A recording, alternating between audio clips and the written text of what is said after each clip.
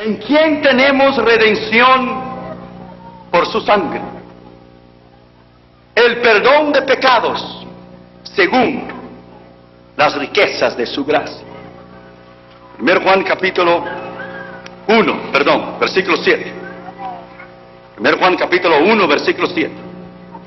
Pero si andamos en luz, como Él está en luz, tenemos comunión unos con los otros, y la sangre de Jesucristo, su Hijo, nos limpia de todo pecado.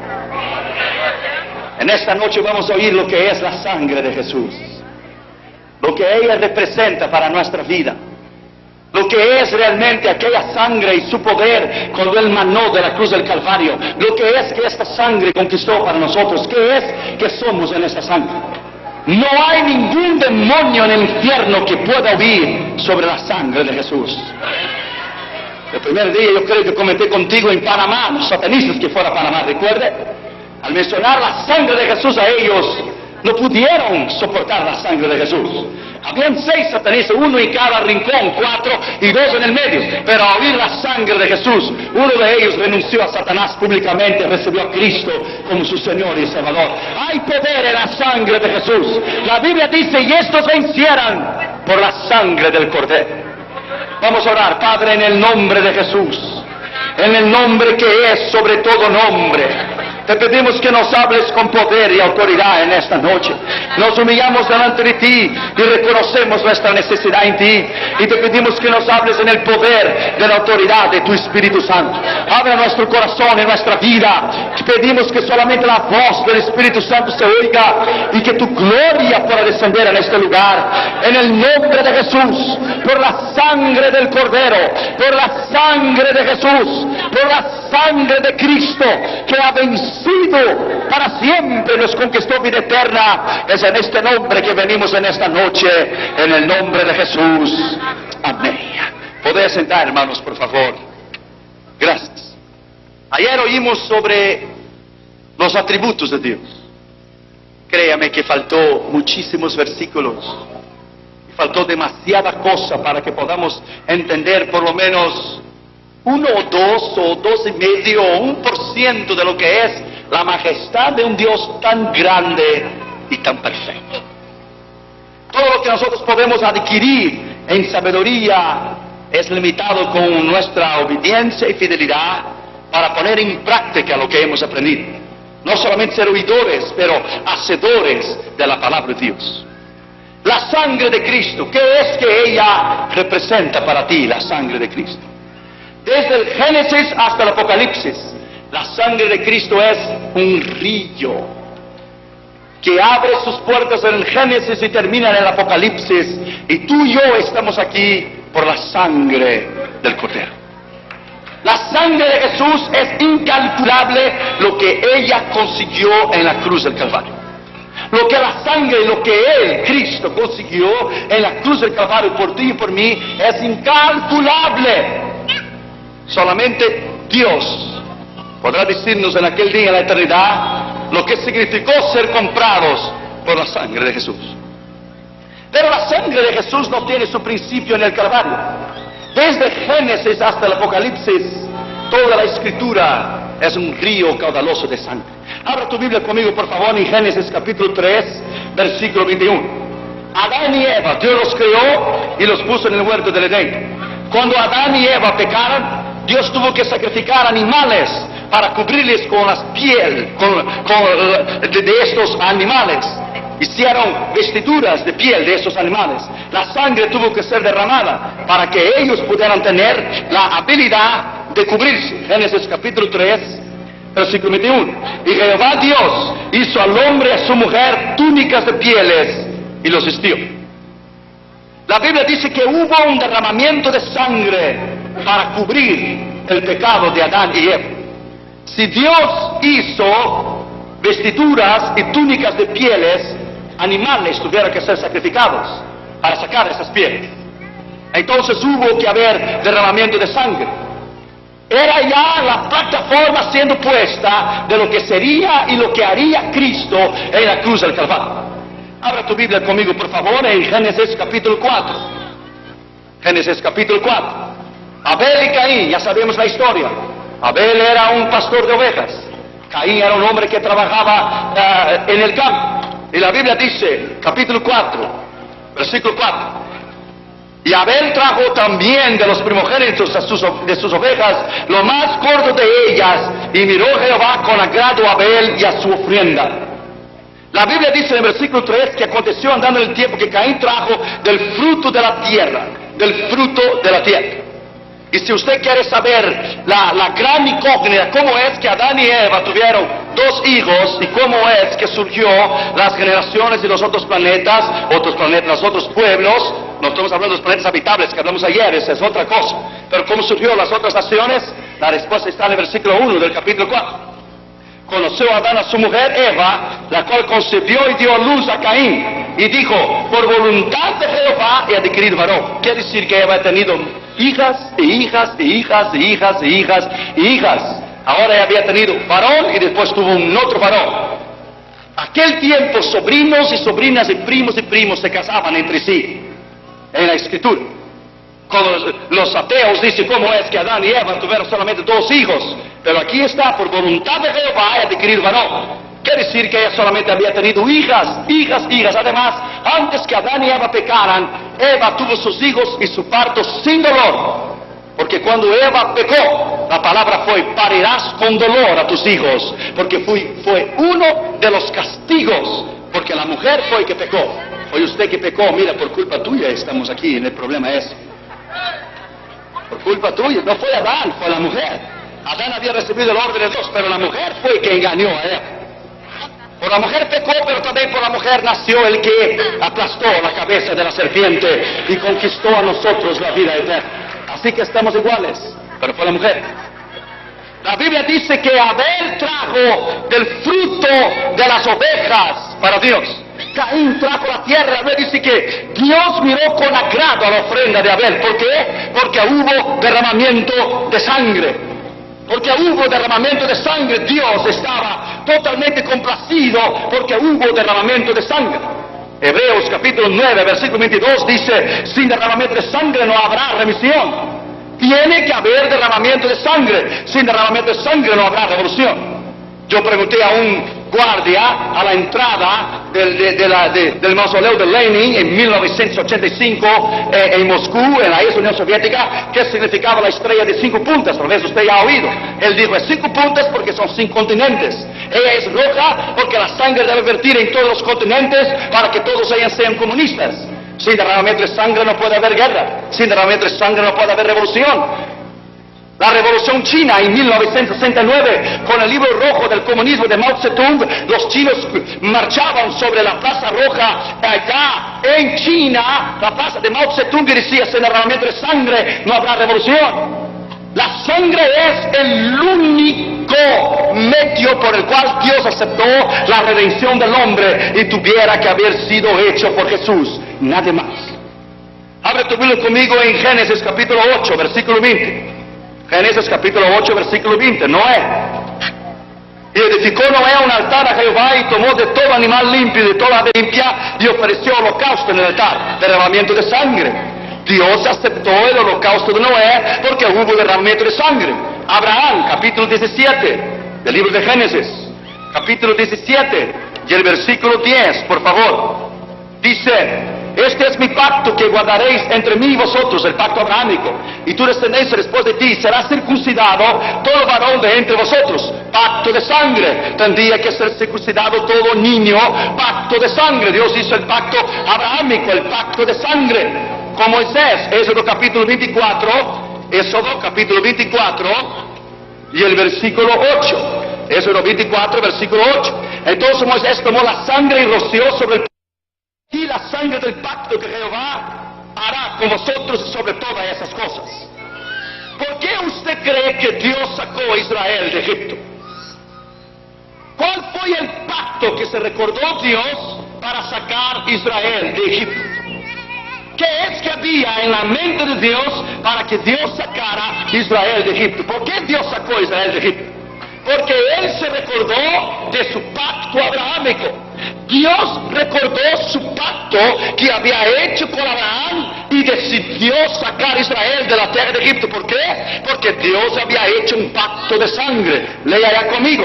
Éxodo capítulo 2 y versículo 23, por favor. Éxodo capítulo 2, versículo 23. Aconteció que después de muchos días murió el rey de Egipto, y los hijos de Israel gemían a causa de la servidumbre y clamaban. Y subió a Dios el clamor de ellos como motivo de su servidumbre. Escuche. Y oyó Dios el gemido de ellos, y se acordó de su pacto con Abraham, Isaac y Jacob. Dios sacó a Israel de Egipto porque Dios se recordó del pacto de sangre, del pacto abrahámico que Dios había hecho con Abraham. ¿Por qué es importante a una muchacha llegar virgen en el matrimonio? ¿Por qué es importante a un chico llegar virgen en el matrimonio? Porque es un pacto de sangre. Es un pacto de sangre. Cuando rompe el himen de la mujer, es el pacto de sangre. Usted puede hacer trasplantes de cualquier parte de tu cuerpo que tú quieras, pero menos de un himen de una mujer. ¿Por qué? Porque una vez que usted la pierde para siempre. Dios es perfecto. En la cultura judía, una muchacha cuando se casa, al otro día, ella tiene que tomar la frazada de la cama que está llena de las manchas de sangre y tiene que poner en la ventana, y todo el barrio desfilará y la mirará a ella y le dirá: eres bienaventurada porque llegaste al matrimonio virgen. Si ella no pone la sábana en la ventana al otro día, la toman, la llevan a las plazas de la ciudad y la apedrean. ¿Por qué? Porque no era virgen cuando llegó al matrimonio. Si nosotros vamos a apedrear a todas las chicas porque no llegan al día de matrimonio, no habrá más miembros en las iglesias. Pero es el pacto de Dios. Por eso es que el divorcio, Dios lo abomina. Porque cuando hay un matrimonio hay un pacto de sangre. Es el pacto de sangre entre un hombre y una mujer. Y cuando usted divorcia a su mujer, usted lo está haciendo adúltera. Porque es el pacto de sangre que no puede ser roto. Es un pacto de sangre. Déjame decirte a ti, my friend, el pacto de sangre es inquebrable. No puede romperlo. El pacto de sangre es para siempre. Por eso los descarriados que están en el mundo y conocieron a Jesús una vez, por eso cuando resisten la voz del Espíritu Santo, Dios los mata. Porque pisaron y pisotearon la sangre de la alianza. No puedes hacerlo. Una vez que tienes un pacto con Dios, tienes que guardarlo hasta el fin. Al contrario, sufrirá las consecuencias. Es un pacto de sangre. El pacto de sangre es inquebrable. No lo puedes romper. Cuando Dios decidió salvar a la humanidad, Él decidió hacer a través de un pacto de sangre. A muchos años atrás, un mercader británico de Inglaterra viajaba él entre las junglas y las selvas de África, en Tanzania. Y él era un mercader, y cada vez que él viajaba, los pueblos de alrededor de África le asaltaban, le golpeaban y le quitaban todo lo que él tenía. Los años pasaron y ese mercader británico inglés conoció a un hombre ya civilizado de una de las tribus más fuertes de África. Y su amigo le dijo al mercader inglés: ¿sabe por qué te roban y te golpean? Porque tú no has hecho un pacto de sangre con el jefe, que su nombre es de una tribu. Porque el día que usted haga un pacto de sangre con él y tengas la marca en tu brazo y él te dé el cetro de autoridad, cuando te vengan a robarte a ti, nomás tienes que levantar la mano y enseñar las cicatrices y levantar el cetro, y todos sabrán que has hecho un pacto con el jefe más poderoso de toda el África. Entonces el mercader inglés marcó el día, la cita y el lugar, y se reunió con este jefe de una de las tribus más poderosas que se llama en Mombasa, en África. Y cuando él hizo el pacto de sangre, siendo un hombre blanco, los dos tomaron un vaso y lo llenaron de vino, y le tomaron el pulso y le cortó un pedazo del brazo a uno y lo cortó el otro, y los dos se unieron y se habían hecho hermanos de sangre. Y cuando los dos se unieron, la sangre cayó en un vaso. Y había dos vasos y cada uno le puso un poco de sangre en cada uno, según la costumbre de África. los mezcló con la sangre y cada uno lo tomó. Y cada uno hubieran hecho el pacto de sangre y se tornaron hermanos de sangre. Cuando Él se tornó hermanos de sangre, porque en Medio Oriente hasta hoy, si usted quiere se tornarse un amigo o miembro de la familia, que usted no ha tenido ningún contacto con ellos, es de una otra cultura, la única manera es hacer una incisión en tu brazo y unir los dos brazos y se torna hermanos de sangre. Y entonces la cultura hebrea es esta: que si tu niño muere, yo soy tu amigo, mi responsabilidad es cuidarlo y educarlo hasta el día que él se case.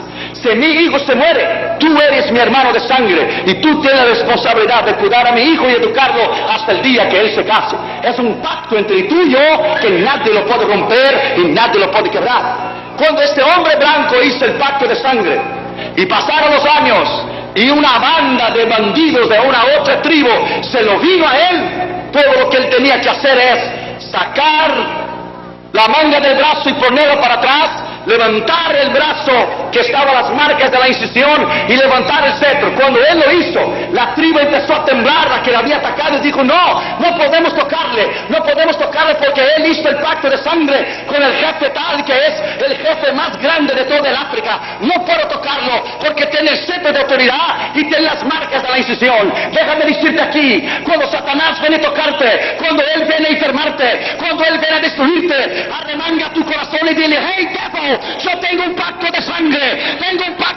con Cristo. No puedes tocarme, no puedes enfermarme, no puedes hacerme daño. Tengo el cetro de autoridad que es el poder del Espíritu Santo y no me puedes hacer daño. He hecho un pacto de sangre no con la tribu, pero con el Rey de Reyes y Señor de Señores, y tú no me puedes tocar. Bendito sea el nombre de Jesús. Es un pacto de sangre. Es un pacto de sangre. Cuando tienes un pacto de sangre, Él lo es para siempre. ¿Qué representa esta sangre de Jesús para nosotros? En México, los aztecas ofrecían 20,000 niños cada año para ofrecer a los dioses que estaban allí. Y la sangre debería ser derramada. Pero en relación a nosotros, ¿qué es y lo que significa la sangre? Abre tu Biblia conmigo en Hebreos capítulo 2 y déjala abierta ahí, por favor. Yo quiero que el infierno tiemble en esta noche. En el nombre de Jesús.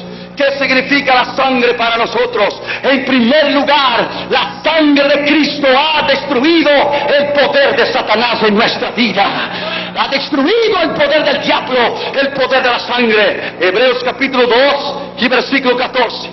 Así que por cuanto los hijos participan de carne y sangre, Él también participó de lo mismo, para destruir por medio de la muerte al que tenía el imperio de la muerte, esto es, destruir al diablo.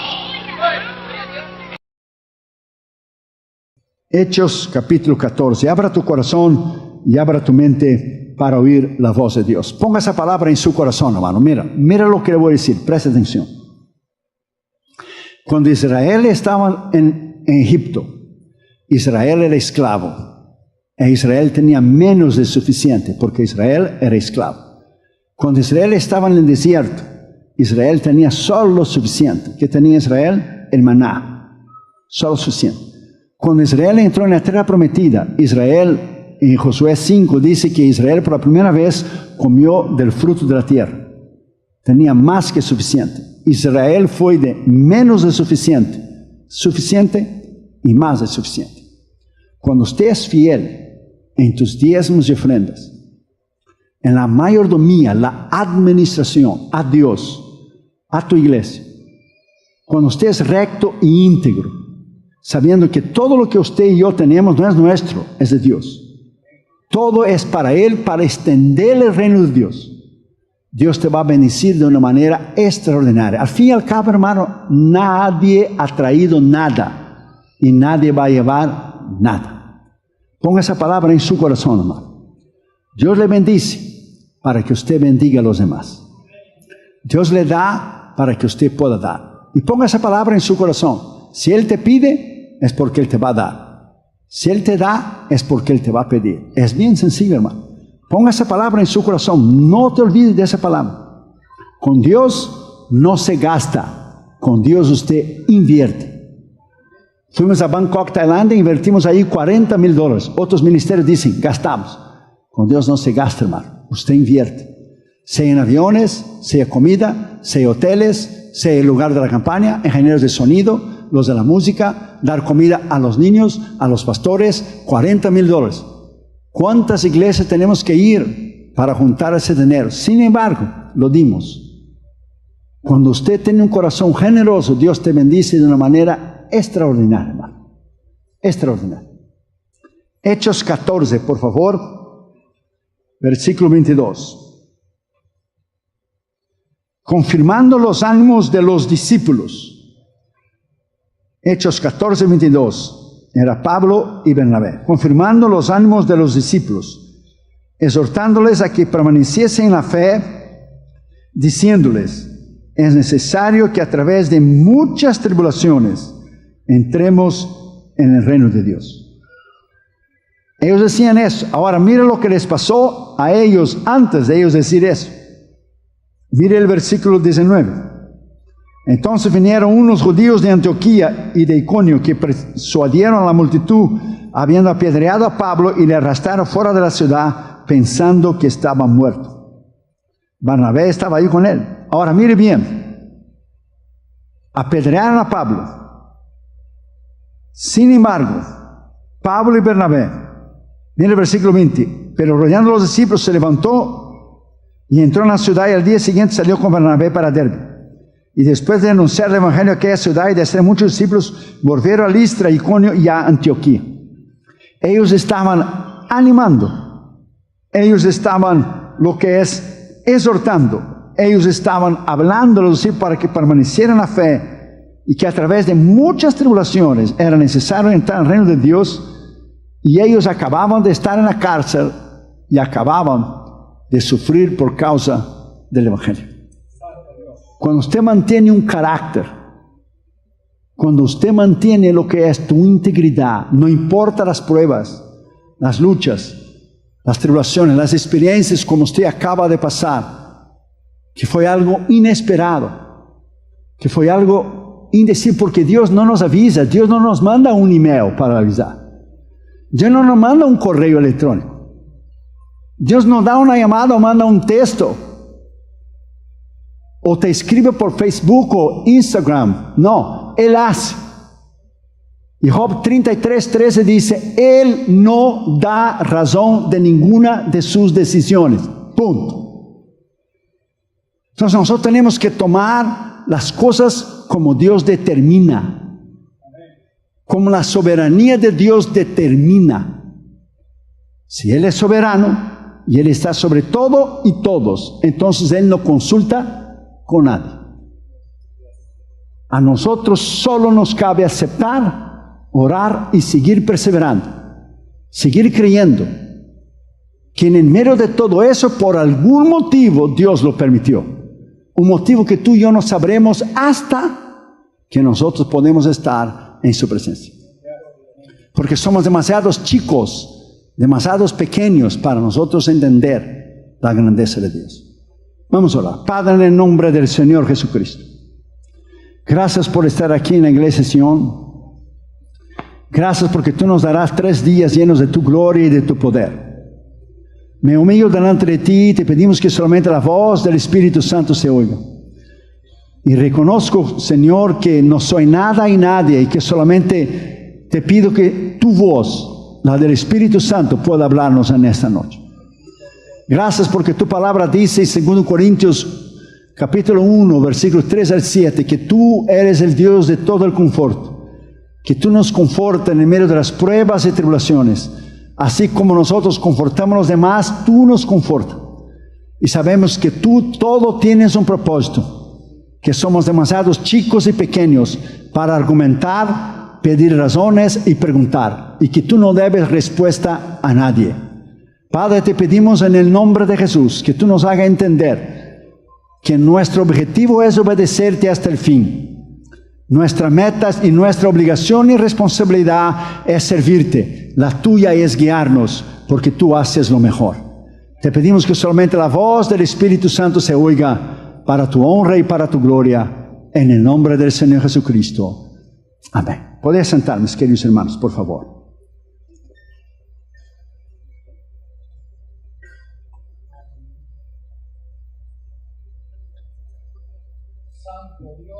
Ahora estoy escribiendo un libro sobre Job. El libro de Job es un libro muy profundo. Es el debate de la pregunta de todos los tiempos, de la existencia del mal y la pelea contra el bien. ¿Por qué Dios permite el sufrimiento y por qué Dios permite la muerte? Y si Dios es todopoderoso y tiene todo el poder, ¿por qué no evita tragedias y problemas? Y si Dios es amable, entonces Él no debería permitir. Pero si Él es amable y Él es bueno, dice algunos escépticos, entonces Él no es todopoderoso, porque Él quiere ayudarnos, pero Él no puede. O Él es todopoderoso, tiene todo el poder como lo es, pero Él no quiere prevenir las tragedias. Eso es profundamente teológico, hermano, y muchos no entienden, pero yo estoy escribiendo ahora. Tratar de entender, como los tres amigos de Job, trataron de entender la causa del sufrimiento de Job. Elifaz y Zibad y Zofar y después Eliú. Tratar de entender lo que Dios decide es inútil. Es como tratar de entender la mente tan grande que fue Albert Einstein, el científico que creó la ley de la relatividad. Imagina un niño de 8 años intentar entender la mente de Einstein. Imposible. O un niño de 8 años tratar de entender la mente de Isaac Newton, el gran matemático y filósofo y cristiano de muchísimos años atrás. Nosotros con Dios es lo mismo. Nosotros somos demasiado chicos, pequeños, para intentar buscar una respuesta que nos satisfaga, porque Dios no tiene responsabilidad en enseñar a nosotros las decisiones que Él toma. Entonces muchas personas agarran odio o enojo contra Dios, porque cuando permite el dolor y el sufrimiento, Dios no explica. Pero Dios no tiene por qué explicar, porque si Dios no escatimó, no libró a su propio Hijo de la cruz, no va a permitir sufrimiento a nosotros. Piensa. Entonces nosotros tenemos que entender desde el punto de vista bíblico que Dios es demasiado grande y nosotros somos demasiado pequeños. Que nuestra responsabilidad es seguir confiando. Que nuestra responsabilidad es, aunque no entendemos y no comprendemos las decisiones que Dios toma, como lo que acaba de suceder, Dios sigue siendo Dios. Y Él maneja y Él dirige el barco y lo navega de la manera que Él quiere, como Él quiere, cuando Él quiere, a dónde Él quiere y como Él quiere. Gracias, Jesús. Aleluya. Entonces nosotros tenemos que entender. Porque en momentos así, todos queremos ser teólogos y queremos preguntar a Dios, y Dios dice, yo no tengo que darte razón a ti. ¿Por qué yo tengo que darte razón a ti?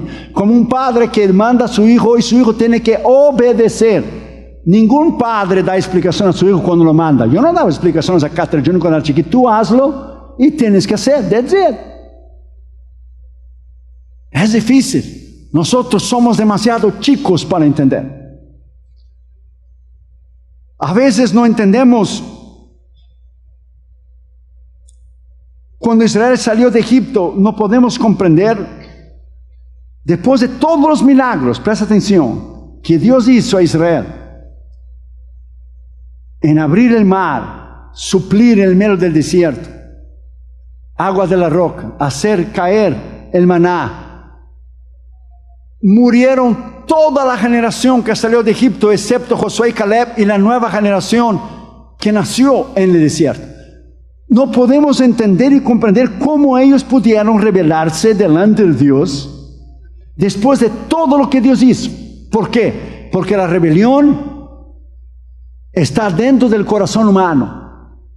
La rebelión de cuando nosotros no entendemos algo, porque nuestra naturaleza es poder comprender, y a Dios no se comprehende, no se entiende, se cree. Es aquí donde muchos cristianos mueren. No están ni en el Egipto, ni en la tierra prometida, están en el desierto. Es aquí donde muchos cristianos mueren espiritualmente por querer demandar respuesta de Dios que a nosotros no nos corresponde. A nosotros nos corresponde obedecer. Y duele, y es duro, y es difícil. Ponga esa palabra en su corazón. Yo estaba en África con Damaris Catherine Jr. en una campaña cuando mi padre murió en Brasil. Yo no pude llegar a su funeral. Entonces yo fui delante del Señor, dije, yo estoy en una campaña. Tú no pudieras esperar 2 o 3 días que tanta necesidad tenía para tener el viejo ahí arriba. ¿Tú te sientes solo o qué? Y reclamé con Dios y discutí con Dios. ¿Usted cree que Dios me contestó? Todavía estoy esperando la respuesta. Y eso fue en 2001. Solo oré y abrí la Biblia en Lucas 14. El que ama más a mí, el que ama más a su padre o a su madre que a mí, no es digno de mí. Ahí Dios te dice, ahí está mi respuesta. ¿Escuchaste? Ok, shut up and keep going. Cosas que no entendemos. En la eternidad lo vamos a entender. Solo en la eternidad. Así que no intentes, porque Él no va a hacer. En el medio del dolor, en el medio del sufrimiento, lo que Pablo estaba pasando, él nunca preguntó por qué Dios tenía que enviarle a él en la cárcel. Y por qué muchas veces fue en la cárcel, por qué muchas veces sufrió. Él solamente obedeció y él solamente creyó que por algún propósito Dios permitía que eso sucediera en su vida. No hay nada que en tu vida y en la mía Dios no permita con un propósito. Dios todo permite con un propósito. Y como Dios conoce el mañana, y tú y yo no conocemos el mañana, ni de aquí a 5 minutos, ni a 2 minutos, ni 1, entonces nosotros somos demasiadamente chicos para poder entender. Pablo, en el medio del dolor, en el medio del sufrimiento, en primer lugar dice que él y Bernabé estaban ahí confirmando los ánimos de los discípulos. Ellos estaban confirmando los ánimos de los discípulos y ellos mismos necesitaban de ánimo. Ellos estaban confirmando el ánimo de los discípulos para que siguiera adelante, para que mirara hacia adelante, mirara el mañana. Y ellos acababan de salir de una prueba terrible. Es en el medio del dolor, es en el medio del sufrimiento que usted acaba de pasar, cuando Dios trabaja en tu carácter y en tu personalidad. Los más débiles, los cristianos más débiles, que no son maduros en Cristo, son sacudidos, porque no tienen una fe maciza, una fe segura, una fe firme, basada en la roca. Pero aquellos que son maduros entienden que todo lo que Dios hace, todo lo que Dios determina y todo lo que Él toma de decisión, Él hace para lo mejor para nosotros. Lo mejor que nosotros no podemos entender. Nosotros no podemos entender porque somos demasiadamente chicos. Confirmando los ánimos de los discípulos. O sea, usted y yo somos humanos. Usted y yo, cada uno nos vamos a sentir desanimados, sea en mi caso a veces cansado, cruzar esos viajes intercontinentales. Cuando fuimos a Bangkok, yo decía al hermano Aguirre y los miembros de la mesa directiva de los varones, cuando fuimos a comer, que llevamos 22 horas con el avión para ir desde Los Ángeles. Usted va hasta Japón, de Japón espera 3 horas y de ahí usted cruza China y Filipinas y cruza Hong Kong y cruza Indonesia y cruza Vietnam, Camboya, al lado, da la vuelta alrededor del mundo. Usted lleva 22 horas, 22 con el avión. Si usted va de barco, usted no llega nunca. Imagínense. Entonces, todos necesitamos de ánimos. Todos nos desanimamos. Y al llegar a Tokio, yo me enfermé porque el piloto puso el aire acondicionado demasiadamente alto. Y yo me enfermé. Y Junior, mi hijo, fue conmigo intentando hablar en el aeropuerto en Tokio. Nosotros hablamos inglés, la muchacha no entendía. No se hablaba japonés, pues peor. Yo quería una medicina que me sacara lo que es el runny nose, me sacara la gripe. Imagine, la muchacha dio una medicina y yo por la fe tomé, porque no sé lo que ella había entendido, imagínate tú. Además de la oración, tomé la medicina por la fe, o sea, va a saber lo que ella entendió, lo que yo dije, que yo tengo. Entonces todos, cada uno de nosotros, vamos a sufrir lo que es grandes desánimos, sea físico, sea de la experiencia que usted tuvo. Y nunca menciona la palabra pérdida, porque aquí nadie perdió nada. La pérdida, que el que se pierde es el impío. El cristiano no se pierde. Cuando mi madre fue con el Señor ahora en 2014, y cuando mi padre fue con el Señor en 2001, algunos hermanos decían, sentimos mucho pérdida. Dijo, yo no perdí nada. Y Dios no perdió nada. Dios ganó a mi padre, Dios ganó a mi madre que está en el cielo. Los cristianos no se pierden, los impíos se pierden. La pastora Silvia Morales está con el Señor. Aquí nadie perdió nada. Y si usted le preguntara si le gustaría bajar y descender y estar aquí esta noche, decía, oh no, yo estoy mejor aquí. El dolor es para nosotros que quedamos, no para aquella persona que va con Cristo. Entonces Dios te trata de decir esta noche que Él confirma, que Él habla, que todo lo que usted tiene es que confiar, creer, seguir caminando. Seguir caminando. No desistir. Winston Churchill una vez fue invitado para dar un discurso en una high school. Y el hombre llevó 20 minutos para hacer la introducción de quién era el primer ministro, que estaba peleando contra Hitler. Fue el primer ministro durante la Segunda Guerra Mundial, porque Winston Churchill fue tremendo hombre. Y él llegó con su bastón, llegó hasta el púlpito, el lugar donde se habla. Y dijo 8 palabras, solo 8. Él dijo, nunca, nunca, nunca, nunca, nunca, nunca, nunca desista. Y se sentó, that's it. Eso fue todo lo que él dijo. El hombre llevó 20 minutos para introducirlo y él dijo en menos de 15 segundos. Nunca, nunca, nunca, nunca, nunca, nunca, nunca, nunca desista. That's it. Usted va a enfrentar grandes pruebas. Ponga esa palabra en su corazón. Usted va a enfrentar grandes desánimos. Usted va a enfrentar grandes problemas. Ponga esa palabra en su corazón. Cosas repentinas, de momentos, como sucedió, que no entendemos. Ahora que estoy escribiendo Job, Dios dio una lección a Job de su poder, su autoridad en el mundo natural, de las estrellas, el universo, la tierra, los animales.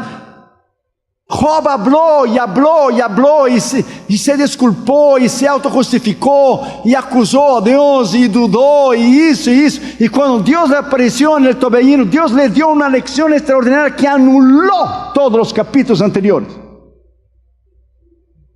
Solo a través de su poder y de su autoridad. Y Dios no le dijo nunca a Job, porque él pasó por el sufrimiento.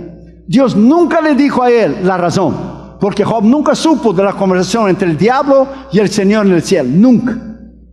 Y Dios no le dio la razón porque Job esperaba una explicación. Y los enemigos de Job esperaban una condenación de parte de Dios a Job. No sucedió ninguna. Dios solamente habló de su poder, de su autoridad, porque es esto lo que nosotros necesitamos. Seguir hacia adelante, seguir caminando, seguir mirando a Cristo, seguir al blanco de la soberana vocación en Cristo Jesús. No desista.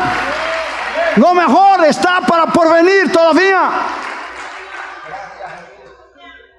Como humanos nos sentimos. Como humanos lloramos. porque hasta Jesús lloró delante de la tumba de Lázaro. En ninguna forma Dios excluye nuestra emoción y nuestro sentir. Él mismo lloró delante del horror del último enemigo que será derrotado, del cual es la muerte. Él mismo lloró. Pero Él venció la muerte en la cruz. Él venció la muerte en la resurrección. Él venció el diablo. Él está sentado a la diestra del Padre. Alabado sea su nombre. Él venció. Y como Él venció, tú puedes vencer. No permita que lo que usted no entienda te quite el gozo de vivir una vida plena, saludable y alegre en Cristo. Lo que tú no entiendes, that's it. No deja de disfrutar de la vida que Dios te dio por algo que usted no entiende. Haz lo que usted sabe que tiene que hacer y deja el mañana para Dios. Porque Dios conoce lo que tú y yo no entendemos. Lea Deuteronomio 29:29. El secreto pertenece a Jehová y lo conocido a nosotros y a nuestros hijos. Lo que es de Él, es de Él. Entonces yo quiero que Dios ponga esa palabra de ánimo en su corazón. Esa palabra de poner tu vista hacia adelante, poner tu vista en el blanco y no claudicar en la fe y no preguntar. No pregunte porque Él no te va a contestar. Period. Punto. Dios es demasiado grande. ¿A poco usted y yo vamos a ir a la Casa Blanca a discutir de alguna ley que Trump ha hecho? A ver, entre allá a ver qué le va a suceder.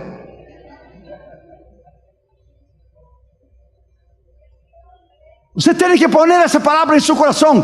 Son esferas de autoridad. That's it. Esferas de autoridad. Esferas de poder. Y Dios está sobre todo y todos.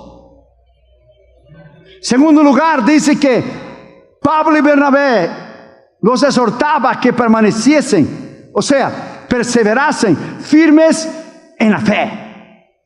Usted tiene que perseverar firme en la fe, porque llegará momentos que todo lo que usted tiene es la fe. Usted no verá nada, usted solo tendrá fe, usted no tendrá nada humano del cual poner sus ojos. Job tuvo que caminar en fe, aunque no entendía por qué él sufría. Porque si Dios le dijo al diablo que él era íntegro, fiel, temente a Dios y perfecto. La palabra perfecto es que él era un hombre íntegro, porque perfecto es solo Dios. Entonces él tuvo que caminar en fe durante todo su sufrimiento. Perdió sus hijos, perdió todas sus posesiones, perdió su salud, perdió todo y se quedó indigente en menos de una hora. Con una enfermedad terrible. Entonces, Dios no le quedó delante de Job y le extendió la mano y le dijo: ven, yo estoy contigo, camina en fe. Dios le habló al final. Dios le habló hasta el último.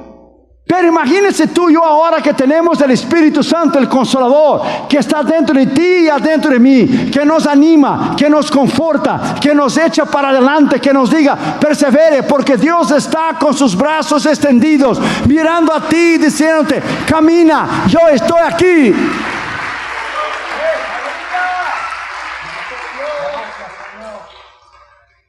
Hay veces que usted no va a ver nada.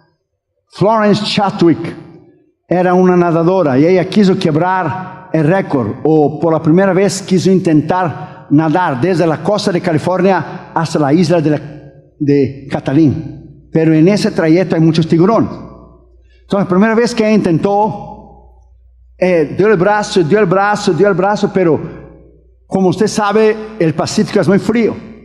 Entonces en un barquito iba su mamá, su entrenador y alguien más, pero había mucha neblina y ella empezó a cansar, dándole la mano, empezó a cansar. Y su mamá le decía: siga, hija, sigue, lo va a alcanzar. Vas a ser la primera mujer, la primera nadadora, sea mujer o sea hombre, que han intentado. Nunca nadie ha hecho ese trayecto, tú lo vas a ser el primero. Pero ella empezó a cansar, como todos nos cansamos.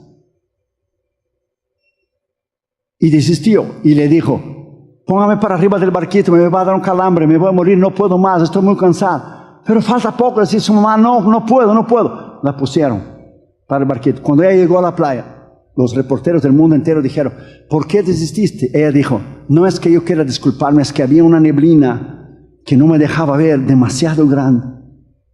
No me dejaba ver la neblina, la costa. No me dejaba ver. Entonces, para el año siguiente entrenó. Y el mismo día, un año después, la misma hora, ella puso el brazo de vuelta en el océano. Dijo, lo voy a hacer. Y había el mismo frío y la misma neblina, pero ella dijo, esa vez, yo sé que la neblina está ahí. Y cuando ella llegó a la costa, y el año anterior solo faltaba menos de una milla, para tener su nombre en el libro de Guinness, la primera nadadora que iba a ser de la costa de California hasta la isla de Catalina. Y ella dio el brazo, empezó a cansar, pero dio el brazo. Y su mamá le decía, está la misma neblina, pero siga. Estamos como el año pasado, estás a menos de una milla, siga, persevera, la neblina no te deja ver, pero sigue, persevera. Y ella perseveró y cuando vio, tocó en su mano en la arena. Ya había llegado a la orilla. Muchas cosas tú y yo no vamos a ver. Pablo dijo bien claro, no andamos por vista, andamos por fe. Según Corintios 5:7. Ponga esa palabra en su corazón. Cosas que no iremos a entender, cosas que a nosotros nos suceden demasiadamente tristes, que no podemos entender. El día que yo recibí la noticia, yo dejé de hacer todo. Yo dije a Damaris, no voy a hablar con ningún pastor más, no voy a hacer nada más. Me fui al cuarto, me tranqué en el cuarto y oré todo el día por usted, por el pastor Jonás, por los líderes aquí de la iglesia, por los varones, por usted. Yo no podía creer. 2 semanas antes de la campaña. Yo lo dije lo mismo que dije cuando mi papá murió. Pero ¿qué pasa contigo? Era la segunda vez. La primera me hiciste estando en la campana. Ahora me haces antes de la campana. Pero nunca me haces después de la campana. Y oré por ti. Y cuando yo dije a Dama no podía creer. Es que fue un shock. Así será la venida de Cristo. En un momento, en un abrir de ojos, Cristo vendrá por su iglesia. Confórtate con esas palabras. La pastora Silvia está con el Señor. Ya vio el rostro de Dios. Ya vio el Señor, que es la meta de cada uno de nosotros. Pablo exhortaba, Pablo hablaba para que permaneciesen firmes en la fe. Y hoy yo te digo, permanezca firme en la fe. Esto no debe jamás hacerte cambalear y hacerte titubear y hacerte caer de la posición que está, porque Dios tomó esa decisión. Él sabe, Él conoce. Él sabe y Él conoce todas las cosas. Quizá algo más triste o peor en el futuro iría a suceder. Algo que usted y yo no sabemos. Entonces Dios, en su eterna misericordia, que nosotros los humanos no podemos entender, toma decisiones bruscas, momentáneas, rápidas, sin consultar a nadie. Que nos duele, sí, pero Él nos dice, Juan 16:33, Jesús dijo bien claro, en el mundo tendréis aflicciones, pero confiad, yo he vencido el mundo. En el mundo tendréis aflicciones, pero confiad, yo he vencido el mundo. Pablo dijo bien claro en 1 Tesalonicenses 4, consolaos unos a los otros con esas palabras. Los que duermen en Cristo, muere el impío. Apocalipsis 14 dice, el cristiano duerme y sus obras le siguen. Duerme. Hay una gran diferencia, porque muerte habla de separación. una separación momentánea del cuerpo. Pero la pastora Morales no se separó de Dios, al contrario, está unida eternamente con Dios y con Cristo. Ella está eternamente en las manos de Dios. Tú y yo todavía estamos aquí. Tú y yo todavía peligramos. Por eso es necesario permanecer, es necesario caminar, es necesario mirar hacia adelante, es necesario en el nombre de Jesús seguir creyendo en el medio del dolor, aunque nosotros no podemos entender. ¿Quién puede entender que la crucifixión de Cristo, que el gran sufrimiento, la corona en la cabeza, los clavos en las manos y los pies, le arrancaron su barba? ¿Quién pudiera entender, mirar a Jesús impotentemente clavado en aquella cruz, que para el mundo fue un fracaso la muerte de Cristo, pero para nosotros en el tercer día fue la mayor victoria que el mundo jamás conoció? Alabado sea su nombre. Él vive, y porque Él vive, tú y yo viviremos. Él vive, y porque Él vive, tú y yo viviremos.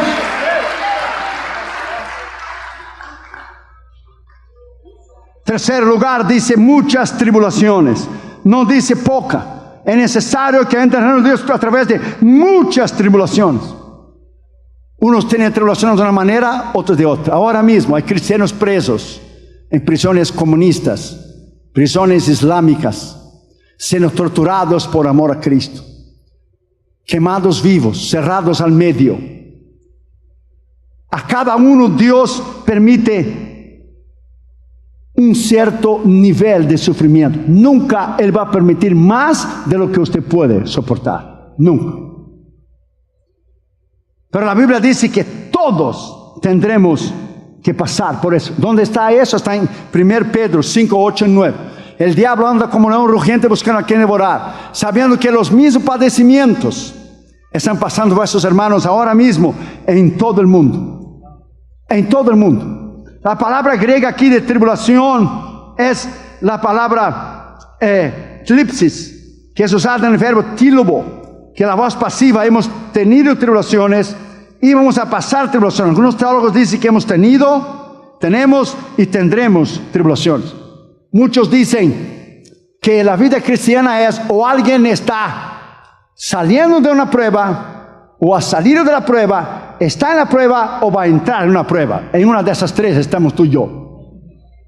O hemos salido de una prueba, o estamos en prueba, o vamos a entrar en una prueba.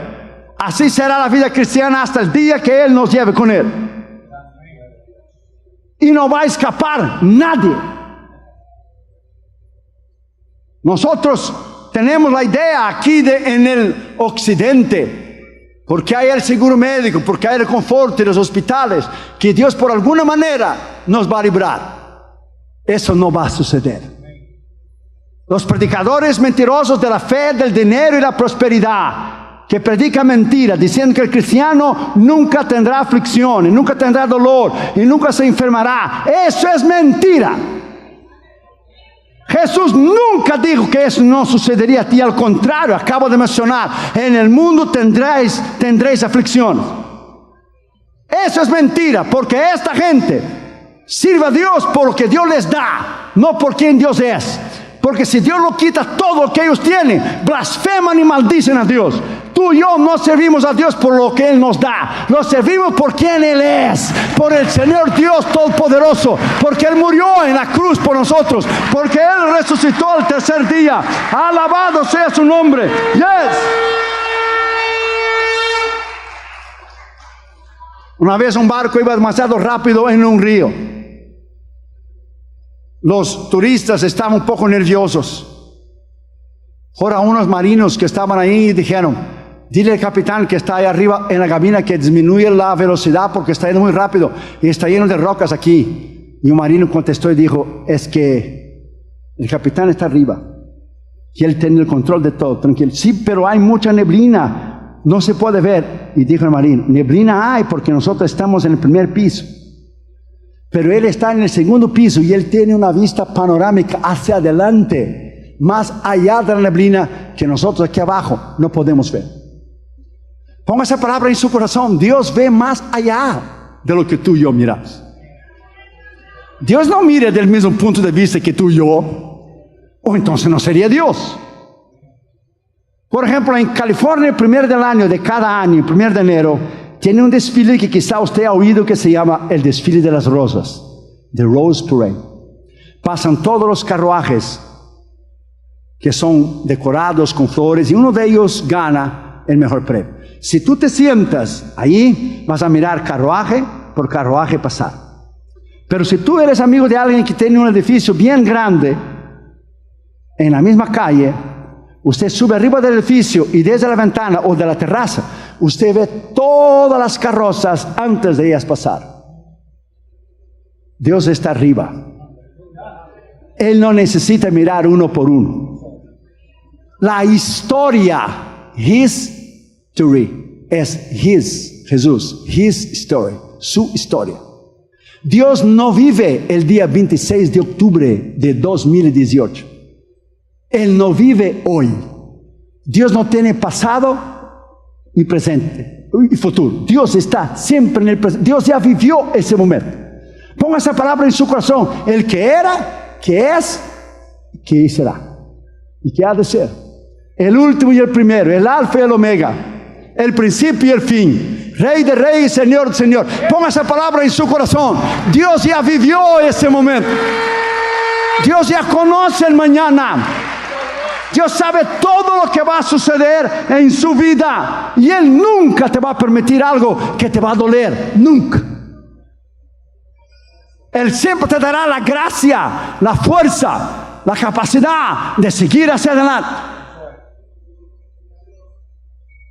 Una vez un niño estaba con su papá en el supermercado. Y él estaba con una canastita. Usted sabe, cuando usted va a un supermercado, usted entra con un carrito, si es mucha cosa, o una canastita, cuando usted tiene que comprar una leche o una o dos, tres cosas. Y el niñito venía jugando con una canastita y el papá iba poniendo un pan, una galleta, algo que no pesaba. Y una señora se paró en el medio del pasillo y se enojó con el papá y dijo: usted debería llevar la canastita. ¿Cómo usted permite que el niño lleve la canastita? Entonces el niño vino y aló el vestido de la señora y dijo: señora, calma. Mi papá sabe hasta el peso que yo puedo soportar. Cuando mi papá pone un galón de leche, un galón de jugo de naranja, algo más pesado, él toma la canastita. No está pesada, mira, ahí tiene un pan, una galleta. Mi papá nunca va a permitir que yo lleve un peso más de lo que yo puedo llevar. Ponga esa palabra en su corazón, Iglesia Sion. Dios nunca va a permitir nada que usted no pueda soportar. Dios nunca va a permitir nada que usted no pueda llevar. Ponga esa palabra en su corazón. Anímate con esta palabra. Ponga esa palabra en su corazón. Jesús está a las puertas para llevar a su iglesia.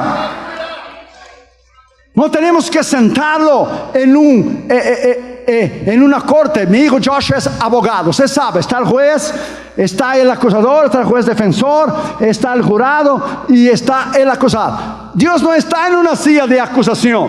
Él no tiene por qué contestar a nosotros. Él es Señor. Él decide. Él es soberano. Él está sobre todo y todos.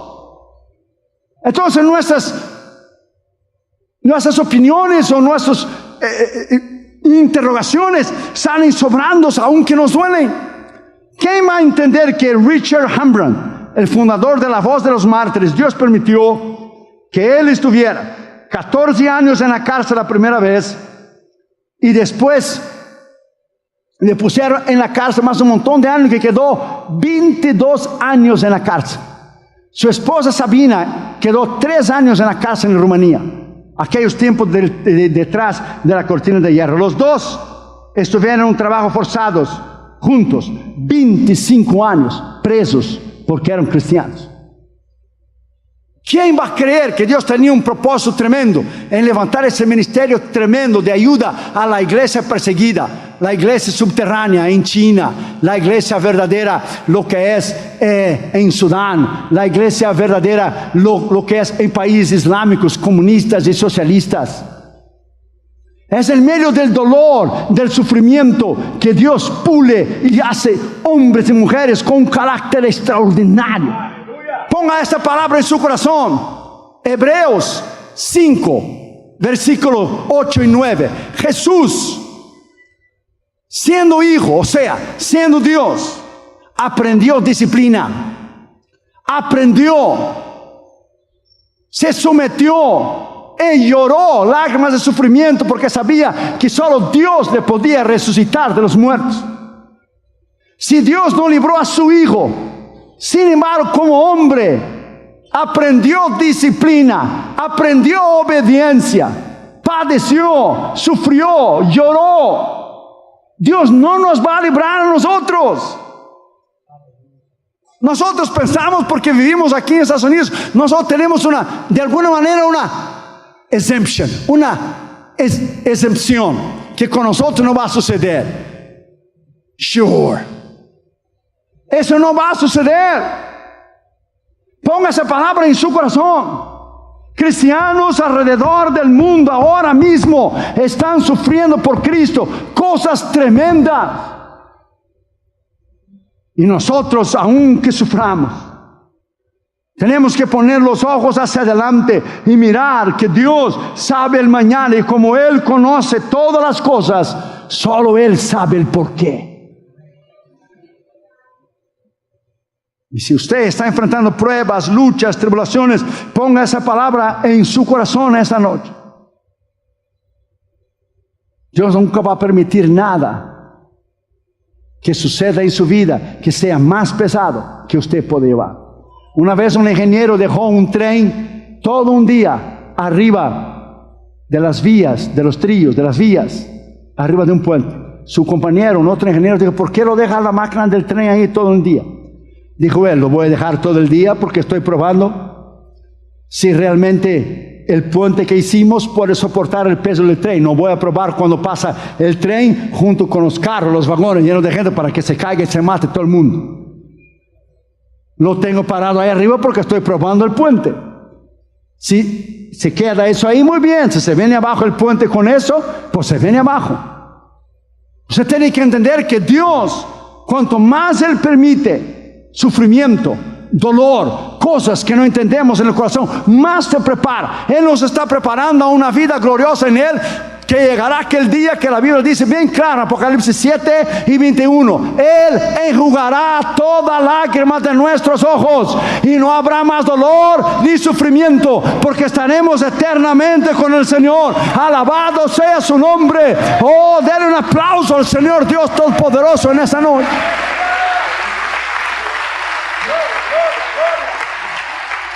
En cuarto lugar, último lugar, dice que entremos en el reino de Dios por medio de muchas luchas, pruebas, aflicciones y persecuciones. Que entremos, o sea, must, es un imperativo, no es una opción, si podemos hacer o no, si hay una posibilidad o no. Es una frase, una palabra imperativa, que entremos, that's it. No dice a lo mejor, no dice tal vez, dice que hagamos. Cuando fuimos a nuestra cruzada en Bangkok, yo fui con mi brazo entumido y mi pierna entumida. No podía mover bien mi brazo y mi pierna. Después, algunos meses después, caí enfermo en el hospital. Es una otra historia que ese otro día yo te cuento. Pero yo fui con mi brazo entumido y mi pierna entumida. Usted llega en un hospital con una pierna entumida y un brazo entumido, como me sucedió después, ningún médico te va a dejar salir, porque puede ser el principio de una embolia, de un derrame, de un ataque al corazón, whatever it is, lo que sucedió. Otro día yo te cuento. Pero fui. Joshua fue conmigo en un viaje de ese tan grande. Otro predicador no iría. Otro predicador, y el mantelero dice: está cancelado, that's it. A fin y al cabo, quien estaba pagando la campaña eran nosotros. Pero fui. Dios nomás te pregunta: ¿estás vivo? Sí. ¿Puedes caminar todavía? Sí. ¿Puedes respirar? Sí. ¿Cuál es tu problema entonces? Entra en el avión. Es así. No más y no menos. That's it. Dios no acepta excusa. Dios no acepta quejas. Eso es para niños espirituales que pasaron ayer. Fuimos. En la primera noche de la campaña, yo predico. mi traductor al tailandés. Usted va en una nación que nunca ha oído el nombre de Jesús. Por lo menos en la América Latina usted habla de Jesús, ellos tienen la idea de quién es Jesús, María, José, algo así. Pero usted habla de Jesús a alguien en el medio de la calle en Tailandia, y dice Jesús, who is Jesus?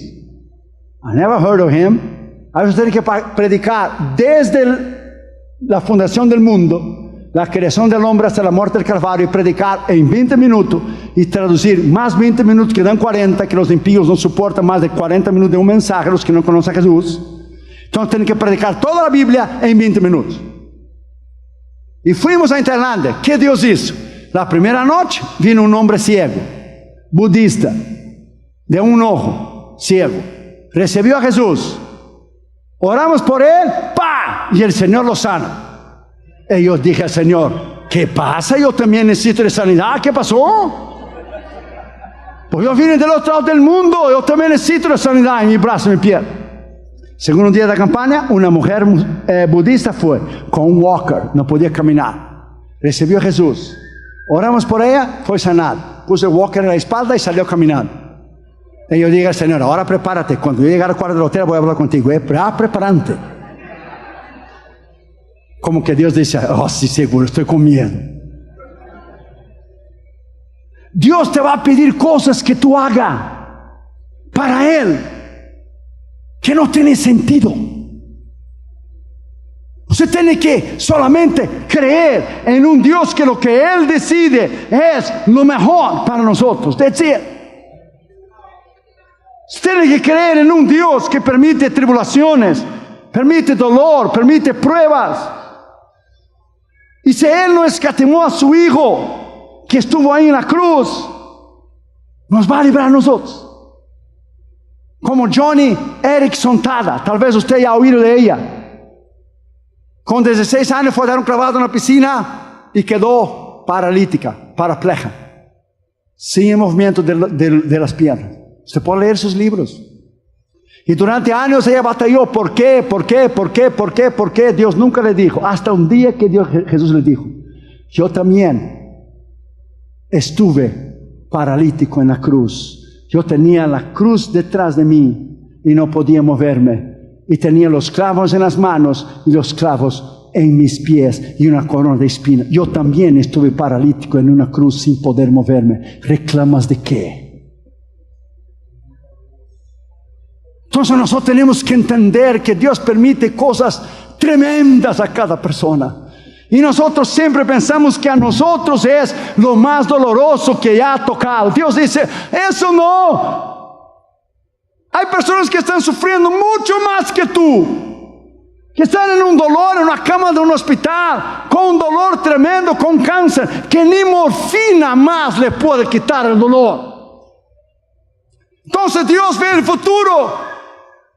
Lleva antes a una persona y dice, te hice un favor para no ver sufriendo con dolor. Entonces nosotros tenemos que mirar del punto de vista eterno. Que la vida es, como Pablo dijo, estas pruebas momentáneas no ha de ser comparada con la gloria que nosotros tendremos con el Señor. Esos momentos de dolor no es para ser comparado con la gloria que tendremos con el Señor. Así que anímase en esa noche, Iglesia Sion. Así que sígase adelante, Iglesia Sion. Así que mire a Cristo, Iglesia Sion. Mire al Cordero, Iglesia Sion. Mire el premio soberano de la fe, Iglesia Sion. Ponga tus ojos en el blanco soberano de Cristo Jesús, Iglesia Sion. Venza, Iglesia Sion. Denle un aplauso al Señor, Iglesia Sion. Gane en el nombre de Jesús. Gane, cruce la meta. Venza en Cristo Jesús. Usted nació para vencer. Denle un aplauso al Señor Jesucristo.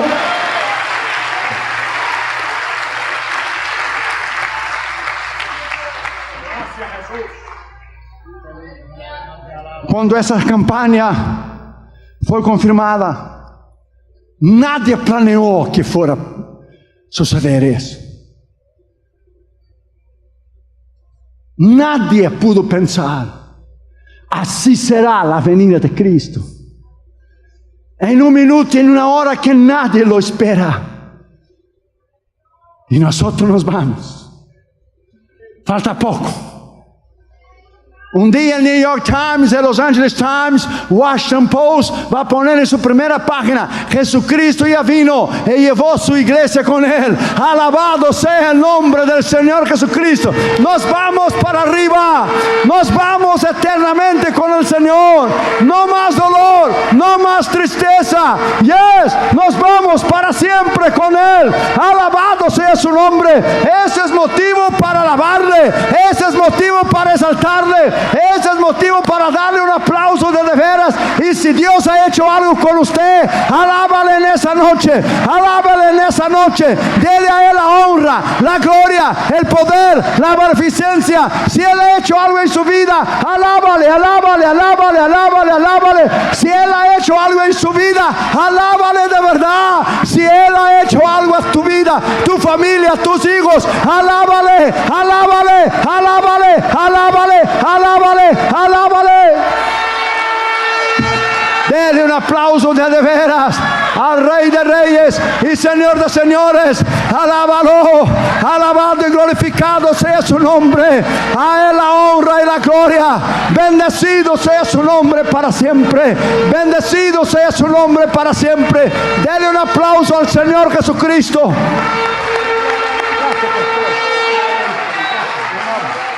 Alábale, alábale, alábale. Ponte en tus pies y dale un aplauso al Señor Jesucristo, por favor. Dale un aplauso porque Él merece.